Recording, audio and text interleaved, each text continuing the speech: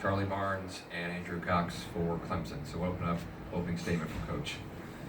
Well, first and foremost, give Duke a lot of credit. They threw the ball exceptionally well. Mitch Stallings, their starting pitcher, did a great job, and Hendricks, their reliever, did an outstanding job out of the bullpen, only one walk.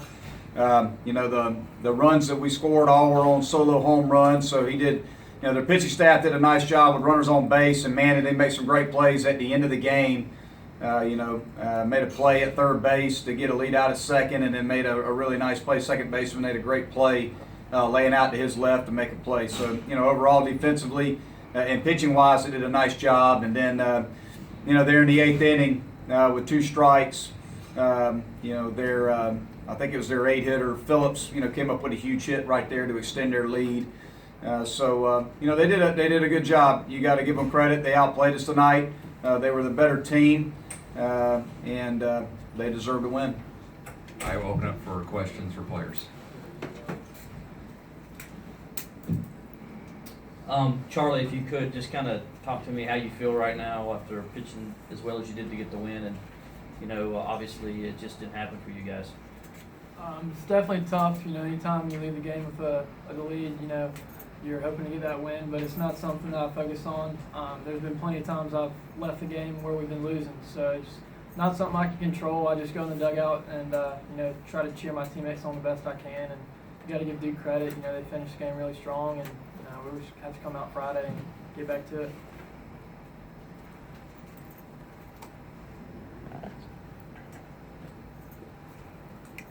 Rudy, what can you guys do as players to get this turned around going into the NCAA tournament? Just keep playing. I said it after the game on Friday at NC State. This ain't going to be easy. Nobody's going to feel sorry for us. It's baseball. Just got to keep playing. Got to, play with the lead, play with a lot of energy, and, trust in each other that, that guy will get the job done. And, it hurts, but, we got another game on Friday, so got a couple days to let this one simmer, and should come out and try to play a good game on Friday. That's the only thing we can control from this point forward is how our focus shifts to Friday and the game we play then. Charlie, you came out with 86 pitches. Did you feel like you could have gone longer? I felt like I could have gone longer, but I was also getting pretty tight. Being on 5 days rest, it was a quick turnaround. I can't blame him at all. I was getting pretty tight there towards the end, so I think it was a really good decision to try to stay healthy not only for the rest of the tournament but also the NCAA tournament. Andrew, if you were talking a little bit about having that game Friday, how big is that for your team, regardless of what happens the rest of the way here? How big is it to have that game against Virginia on Friday? It's big. Tonight was big. We don't treat any game differently just because that's the last game of the tournament or today's the first game of the tournament. We got to look at it, the same way we approach every game as that game's the biggest game of the year. So we got to, be ready to play against a really, really good Virginia club, and I'm confident that our guys will, will respond in a positive way and be ready to play on Friday. Any more questions for the players? Okay, players, you're good to go. Coach, you can hang around with them a few more minutes. Thanks, guys. All right, questions for Coach. Monty, if you could, first of all, Charlie said he was feeling a little tight. I guess obviously you knew that. And then also that play out there, what was supposed to happen? Whose ball was that, and did anybody call it off? It's a good question. We took Charlie out at 86 pitches because he was on 4 days rest, not 5 days rest. So he hadn't pitched on 4 days rest all year. We felt like he had done his job. Anytime you take a kid and pitch him on short rest, you have to be cognizant of the fact that pitch counts are going to matter, and we need him next week. So, we were hoping to get about 80 pitches out of him max, and we got 86 out of him, and he did his job, and then we turned it over. As far as the play down the line, Jordan Green had a better angle on the ball. Obviously, it's a ball on the line, and it's right behind first base. But I played right field, You know, I know what it's like as an outfielder to come in hard on a baseball and you're trying to make a play and the ball's up above you. And sometimes you don't. He was calling the ball. Jordan was calling the ball, and I think Weston called the ball too. I think Weston just called it a little bit too late. There was nothing Jordan could do as far as trying to peel off or get out of the way at that point. I think he just called it a little bit too late. And he's probably just trying to do a little bit too much. It was probably more of Jordan's ball. Probably an easier play for Jordan, even though Weston got there. It seems like they collided right as the ball was hitting one of their gloves. I couldn't tell who it hit.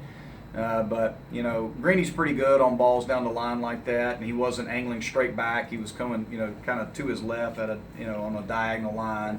So it probably was more Jordan's ball. I think, you know, Weston was just trying to be aggressive. You know, was just trying to make a play. You know, unfortunately for us, they both collided as they were trying to make the catch, but they were both calling the ball. Coach, I'll ask you the same question I asked Andrew. You know, you guys stumbled a little bit toward the end of conference play. You still had the one game though against Virginia before the tournament seedings announced. How big is that game, even if it's just from a confidence and right the ship perspective? Well, it's a very big game. I mean, we all know what's at stake. I mean, we know what's at stake. We're trying to, obviously we're trying to play our best baseball this time of year to put ourselves in a good position moving into next week. So it's a big game. Virginia's a really good ball club. They're all important right now for every reason. They're important to try to build positive momentum going into a regional. So yeah, they're big. I mean, the game tonight was big. It wasn't like we came in just to play a game. I mean, we gave it everything we had. I mean, I took my number one and my number two starters, to try to do everything I could, from a management standpoint to win the game, along with our best two relievers. Two guys, past Eubanks have been our best two guys out of the pen. So we tried to do everything we could. The bottom line is we had two plays that didn't go our way, unfortunately. And, it's not like those plays have happened to us this year in the outfield.